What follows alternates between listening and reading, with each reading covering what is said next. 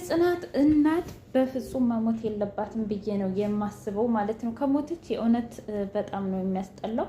የባቢ አባት ደግሞ ምናቸው ራስ ወዳድ ነው። ግን በዛ ልክ እንደዚህ ልጃቸው እየለመናቸው እሱ ደግሞ ሀብት ማማ ላይ ተቀምጫለሁ፣ ከዚህ በኋላ ምንም ብትለይ ምንም አልሰማህም፣ አንተ ሴት ለሴት ሂድ እያለ እንግዲህ የገዛ ልጁን እያዋረደው በጣም ያሳዝናል ማለት ነው።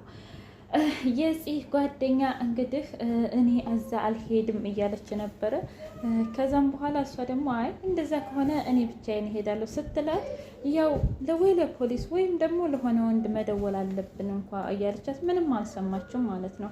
አይ እኔ መሄድ አለብኝ ብላ ስትሄድ እንግዲህ ያላሰበችው ገጠመኝ ገጠማት ማለት ነው። ምክንያቱም ትዝታ ናት የዚህ ሁሉ መንስኤ ትዝታ ናት ማለት ነው። የጽናትን እናት ያሰቃየቻት እንዲሁም ደግሞ ወርውራ የገደለቻት በጣም ያሳዝናል ማለት ነው። ግሩም እንግዲህ በጣም ራሳቸውን እንደዚህ ፓራላይዝ ሆነዋል። ወይኔ ልጄን ባዶ እጇን አስቀረኋት ከማይረባ ሰው ከማትሆነኝ ሴት ጋር ፍቅር ጀምሬ እያለ ለባቢ እየነገረው ነበረ ማለት ነው።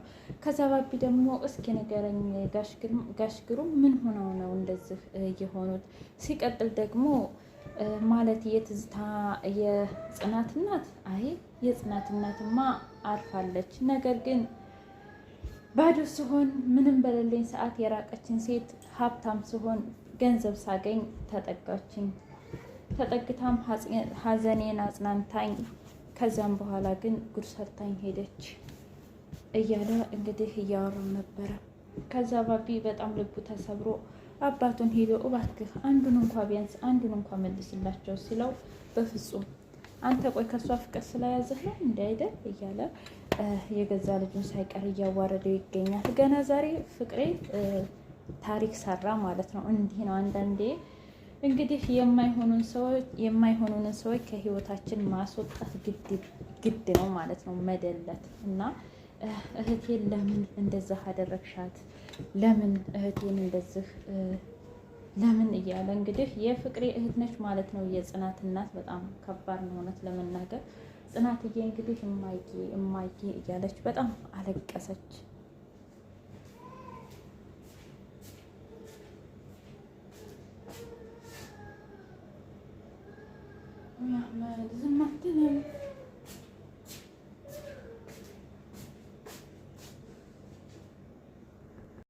ውድና የተከበራችሁ የቻናል ቤተሰቦች እንዴት ናችሁ? ሁሉ ሰላም፣ ሁሉ መልካም። እኔ እግዚአብሔር የተመሰገነ ይሁን ሰላም ነኝ። ለዚህ ቻናል አዲስ የሆናችሁ ሰብስክራይብ በማድረግ ቤተሰብ የሆኑ ነባር ቤተሰቦች ደግሞ ስለምትከታተሉኝ ከልብ አመሰግናለሁ። ጽናት ድራማ እንደቀጠለ ይገኛል። እንግዲህ ፍቅሬ እስከዛሬ ሲያቃጥለን ሲያናድደን እንዴት ለሴት ብሎ እንዴት ለገንዘብ ብሎ እንዴት እያለን በጣም ስንጠላው በጣም ስናዋርደው ነበረ። ነገር ግን ዛሬ በጣም ደስ የሚል ነገር ሰርቷል ማለት ነው። ነገር ግን የእውነት መግደል የለበትም ነበር። ምክንያቱም ምንም እህቱን እንኳ ቢያሰቃያት ለፍርድ ማቆም ነበረበት ማለት ነው።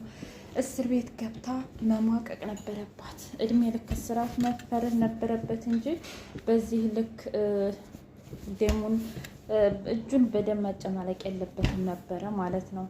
ከዚህ በኋላ እስከ መቼ ነው የሚሸሸው? እንግዲህ ባሮክ ወይም ደግሞ ህፃኑ ልጅ እናቴ ማናገር አለብኝ እያለ እየረበሸው ነበረ። በቃ አንተና እኔ ለትንሽ ጊዜ መሄድ አለብን እና ልንዝናና ይገባል ሲል አይ ለትዝታ መደወል አለብኝ ሲለው በቃ እየሄድን እንደውልላታለን እሺ ለጽናት ሲለው ጽናት ጋማ እሺ ብሎ እንግዲህ ጽናት ጋር ልንሄድ ነው አለ። ትዝታ ስልኳ አይሰራም ብላ ስትጠይቀው ነገ ሁሉም እውነቶች አሉልሽ፣ እኔ በምልክልሽ አድራሻ እዛ መሄድ አለብሽ ብሏት እንግዲህ ልክ እዛ እንደሄደች ፈራ ተባ እያለች የእናቷን መከራ የእናቷን ጉር ሰምታለች ማለት ነው። እና ቀጣዩ ክፍል ምን ይሆን? እውነት የጽኑና የጽናት ጓደኛ ይያዙ ይሆን ወይ?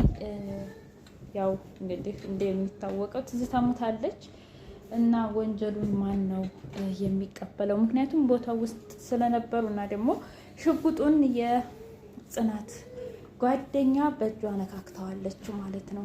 ያኛው ግን ፍቅሬ ግን አሻራውን አጥፍቶታል። እሱ የተኮሰበትን አጥፍቶት እንግዲህ አጸዳድቶ ነው ያስቀመጠው። ስለዚህ በቀጣይ የጽናትና የጽናት ጓደኛ ነው ወንጀሉን እንግዲህ የሚማቀቁት ማለት ነው። በጣም ያሳዝናል።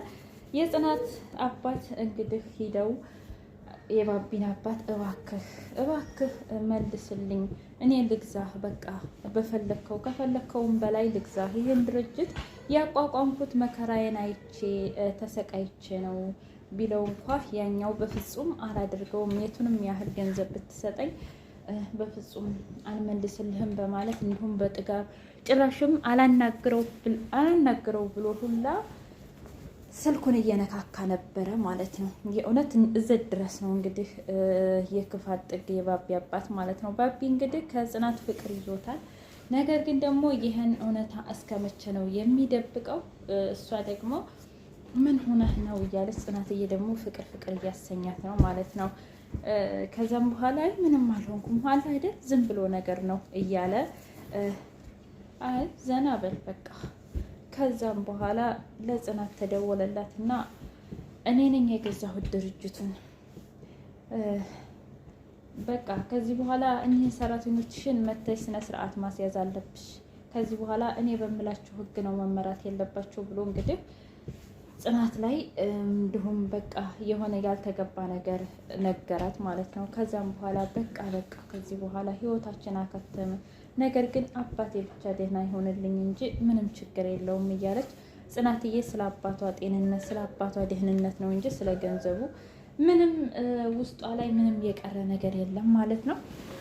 ፍቅሩ ደግሞ በይ እስኪ ሁለት አማራጭ ሰጥቼሻለሁ፣ አንደኛው ለመሞት አንደኛው ደግሞ ለመዳን እስር ቤት ለመግባት ተናገሪ፣ ከመጀመሪያው እስከ መጨረሻው ድረስ ያደረግሽውን ነገር ወንጀሎች መናዘዝ አለብሽ ሲላል፣ ለምን እንደዚህ አልክ? እኔ እኮ ላንተና ለእኔ ፍቅር ብዙ መስዋዕት ከፍያለሁኝ ሲል፣ አንቺ መርስ ቆይ አንቺ ምን አይነት ሴት ነሽ?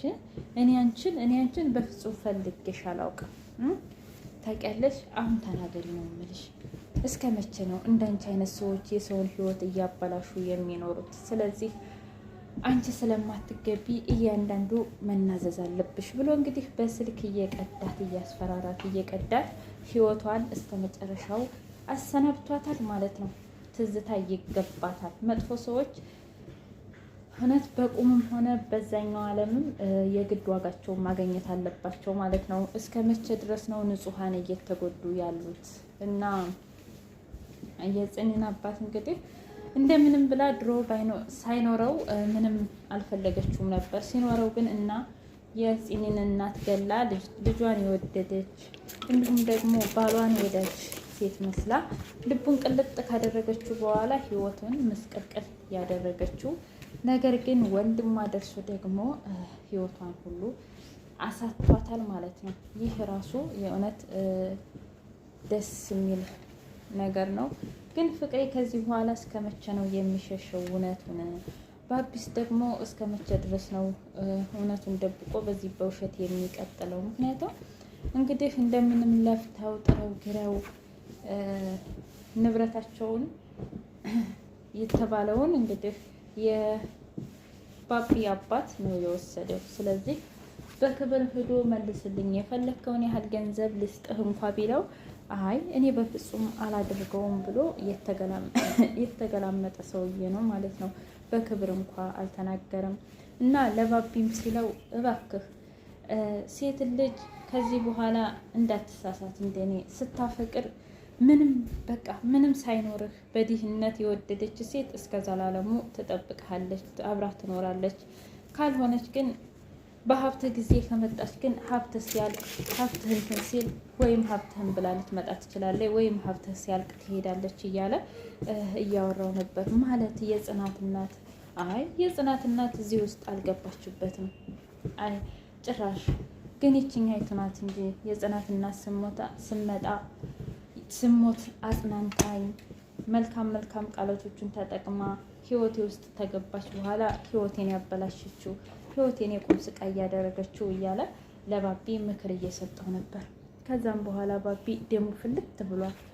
ጉዲ ምን አይነት ሴት ናት ወይ ትዝታ፣ ምን አይነት መጥፎ ሴት ነች ትዝታ፣ ግን አንቺ ምን አይነት ነሽ እያለ እንግዲህ ሶፋውን እየደበደበ እሱም በጣም እየተናደደ ይገኛል ማለት ነው። እውነት በቀጣይ ክፍል ምን ይሆን?